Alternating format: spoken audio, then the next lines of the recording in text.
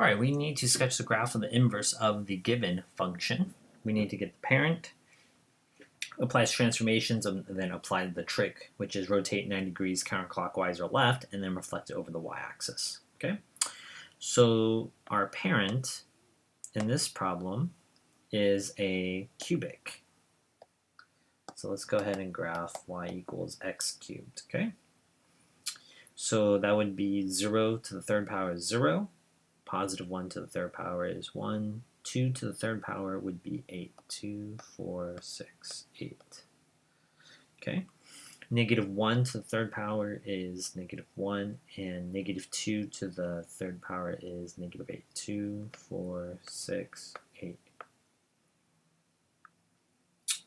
Okay, here in orange is our, oops, swung a little bit wide there, is our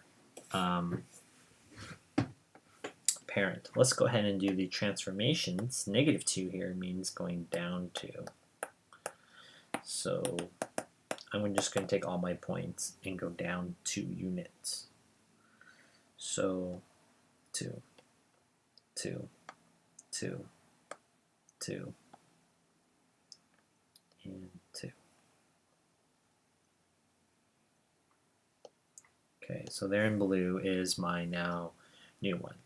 Now we need to apply the trick. This one's probably the hardest one, is now we need to rotate it left. Okay, one way to help you think of it is this, the origin here now is shifted down 2 units. And from there, we got to go down this direction, right? Okay, so if I do that,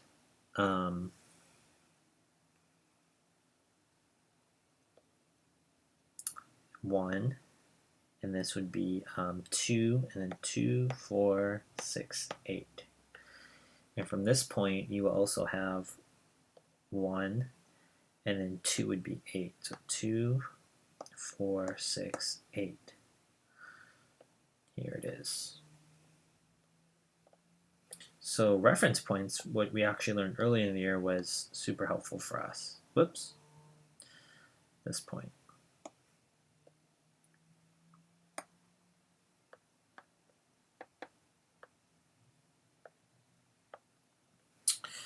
Okay, the last thing we need to do is reflect it over the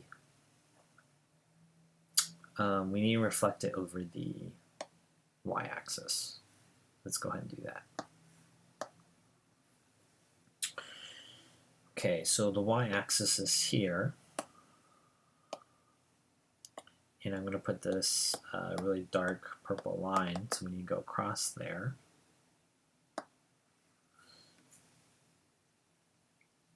and so my point still stays here, but now the points swing over.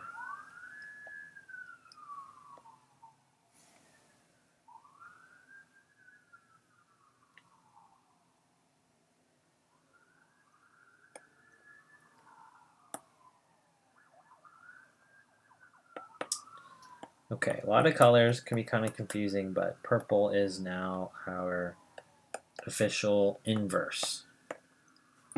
For right now, the inverse, if I had to explain it in another way, it's going to be a little more confusing, but basically what we're doing here is we are, the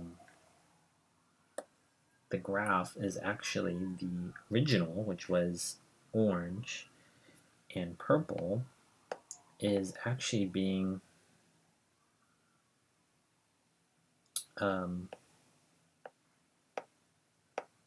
orange and purple, the inverse is kind of going through y equals x.